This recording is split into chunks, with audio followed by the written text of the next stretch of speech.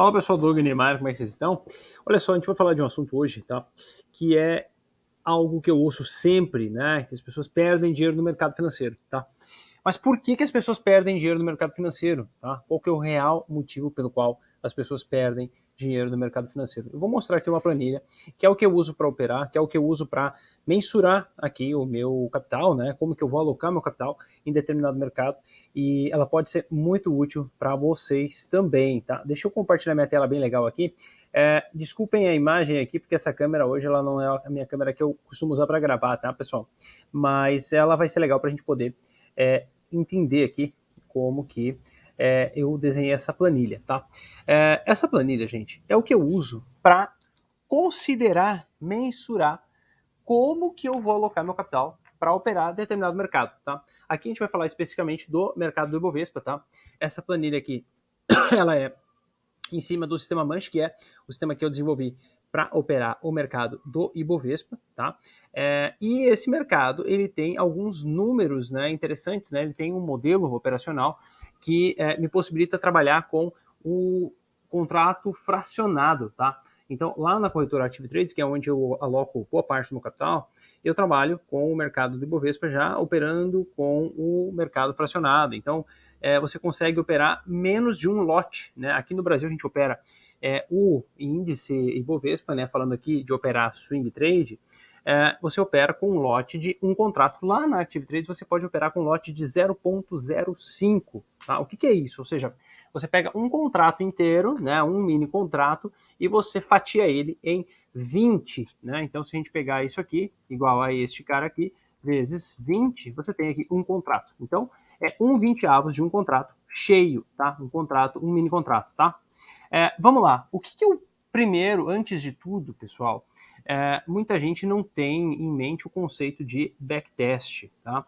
Eu falo muito de backtest, para quem não me conhece, tá? Caindo de paraquedas aqui, eu trabalho exclusivamente com modelos automatizados. Então, eu opero, hoje praticamente 70% do meu capital é operado por estratégias que eu crio para operar o mercado, e basicamente a minha função, ou seja, a minha ideia toda é eu conseguir operar o mercado e buscar rentabilizar meu capital, tá? Essa é a finalidade pela qual eu opero o mercado, ou seja, remunerar o capital que eu já tenho, né? Então, eu faço o quê? Eu crio modelos operacionais para isso. E aqui a gente vai ver o sistema Manche, tá? Eu vou deixar aqui na descrição do vídeo para vocês verem mais alguns vídeos sobre o sistema Manche, como ele funciona, como ele foi desenhado e como que a gente opera ele, tá? Vamos lá, voltando aqui. Como que, antes de mais nada, quantos contratos eu posso operar, Douglas, sem eu conhecer o modelo e tal? Primeira coisa é olhar os números que me dão ali indicadores de quanto que eu posso operar, ou seja, quanto de dinheiro eu preciso, quanto de dinheiro eu posso alocar para conseguir entender quantos contratos eu vou operar. Então, a primeira coisa é entender quais são os números aqui relacionados ao lucro e rebaixamento, principalmente aqui, ó, rebaixamento do capital.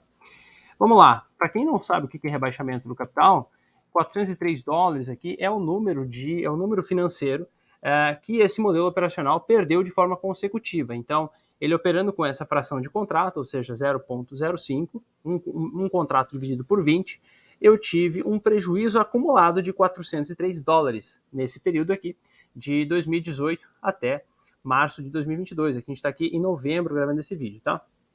Mas esse número aqui não foi renovado. Então, basicamente, gente, para quem não entende desses números aqui, sugiro que dê uma olhada aqui no meu canal, tem várias informações, vários vídeos falando sobre backtesting, tá?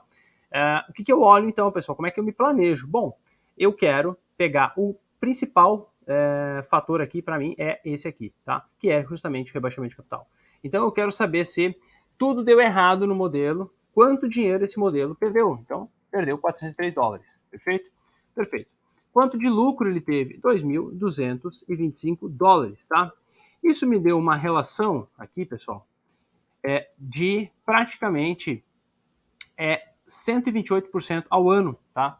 Se a gente pegar exatamente o lucro vezes a relação aqui de lucro e drawdown, tá? Ou seja, em 5 anos aqui a gente teve 128% de lucro médio ao ano, tá? Só que eu não trabalho dessa forma, tá? Por isso que eu vou mostrar aqui para vocês, tá? Primeira coisa, como que eu aloco, então, o meu capital, tá? Muito bem, eu gosto de pegar sempre para operar o lote mínimo do qual a gente testou o modelo. Eu gosto de trabalhar aqui com 4 vezes esse rebaixamento, ou seja, para que eu possa operar aqui um lote mínimo, eu quero ter pelo menos aqui 4 vezes o capital. Então eu preciso ter pelo menos aqui $2.000, tá? Isso aqui eu poderia talvez trabalhar aqui com 3 vezes, tal. Eu posso trabalhar com menos, mas eu gosto de ser um cara conservador, tá? Então, se tudo der errado aqui, eu vou perder 25% aqui do meu capital, tá? Isso aqui me deixa bastante confortável quando eu começo a querer alocar o meu capital aqui para trabalhar nesse modelo, tá? Então isso me dá uma tranquilidade, ou seja, se tudo der errado, eu perco 25% do meu capital, tá? Só que para que isso aqui, dentro do modelo do sistema Manche, para que isso aconteça, né, você consiga ter aqui um rebaixamento de capital novamente atingido, você tem ali vários manejos dentro desse modelo operacional que você evita de ter renovado esse rebaixamento de capital, tá? A gente tem várias aulas aqui dentro que falam sobre como a gente trabalha dentro do sistema Manche para evitar esse rebaixamento de capital, tá? Mas, voltando aqui ao que o principal do nosso tema hoje, por que as pessoas perdem dinheiro, tá? Digamos que eu tenho aqui $403 aqui de rebaixamento de capital. Então eu estou trabalhando aqui com uma forma bem segura, ou seja, se tudo der errado, eu perco 25% do capital. Então se eu tenho $2.000, eu vou perder $500, tá? Isso me permite operar 0,06, ou seja, isso me dá uma expectativa de lucro mensal médio, tá, gente? Isso aqui é uma expectativa de lucro mensal médio de 2,65% ao mês, tá? E isso é o que mais ou menos acontece dentro desse modelo, tá? Eu vou deixar aqui um link também na descrição do vídeo para vocês verem os resultados aqui em conta real ao longo do ano todo de 2022 aqui, para vocês verem como que esse modelo funciona, né? Então a gente tem ali uma previsibilidade em relação a quanto que a gente pode esperar dentro do modelo, considerando essa configuração. Isso é bem legal, tá? Isso é bem legal. Ou seja, ao ano aqui a gente está buscando aqui 30%, 32%. A gente já fez até o mês de novembro aqui 30%, 30,9%, quando estou agora no momento da gravação desse vídeo, tá? Quando que as pessoas erram aqui?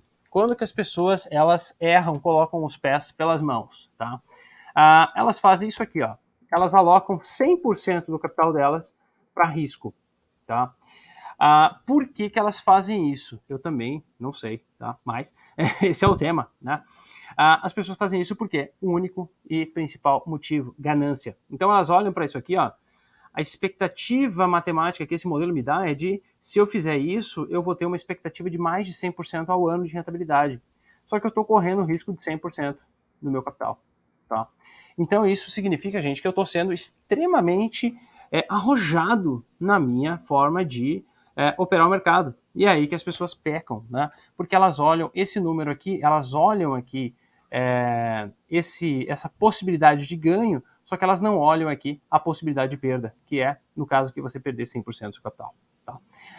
Isso, gente, é o que faz as pessoas perderem dinheiro no mercado. Elas olharem apenas para o fator positivo, ou seja, se der certo, eu vou ter aqui uma expectativa de 10% média ao mês. Isso é maravilhoso, né? Só que eu estou fazendo o quê? Eu estou extremamente alavancado no mercado. Então, a grande relação aqui é de você ter uma alavancagem no mercado. Para quem não sabe o que é alavancagem, basicamente é você usar o dinheiro do mercado, usar a margem que a corretora oferece para você poder operar um dinheiro que você não tem, né? E, naturalmente, a gente está operando aqui swing trade no ativo que é naturalmente alavancado, você está operando de forma alavancada. Tá? Então, aqui a ideia é que você entenda quanto dinheiro você pode, de fato, arriscar em determinado momento do mercado. E é por isso que as pessoas perdem dinheiro, porque elas simplesmente não consideram o risco, elas consideram apenas o fator caso o mercado me dê dinheiro. Né? Então, como no caso do sistema Manche, ele é um modelo que ele acerta 70%, 80% das operações, as pessoas acabam indo simplesmente nessa vertente, onde, cara, eu vou arriscar, eu vou dar um all-in aqui. Só que, gente, o mercado ele nos dá sempre uma lição, tá? Ele sempre vai pegar o ganancioso pela boca. E a gente não pode correr esse risco, gente. Por isso que as pessoas perdem dinheiro no mercado, porque elas acabam alavancando demais. Gente, e aí que é o perigo, tá? a gente fica extremamente confiante no mercado e o mercado vai lá e pum, dá na nossa cabeça. Claro, como eu falei, aqui no Sistema Munch a gente tem um monte de formas de melhorar ali o seu resultado, né? Evitar que você tenha um rebaixamento de capital, a gente consegue fazer manejo de hedge, a gente consegue fazer posições, mudar as posições, a gente consegue fazer uma série de manejos para evitar que a gente tenha ali uma perda maior do que a gente estava esperando. Porém, gente, normalmente as pessoas elas não olham, principalmente quando você tem um modelo que acerta muito, tem uma taxa de acerto muito alta, então isso gera um excesso de confiança. Né? E aí, quando as pessoas têm um excesso de confiança, elas acabam alocando mais capital para risco do que de fato elas deveriam estar alocando. Né? E aí as pessoas perdem dinheiro. Então, quando a gente pensa em um modelo operacional, quando a gente pensa em uma forma saudável de operar o mercado, a gente precisa sempre mensurar o quê? O risco, tá? E o risco, gente, ele existe, tá? Então, o risco, gente, ele tem que ser sempre levado em consideração. Não esqueçam isso.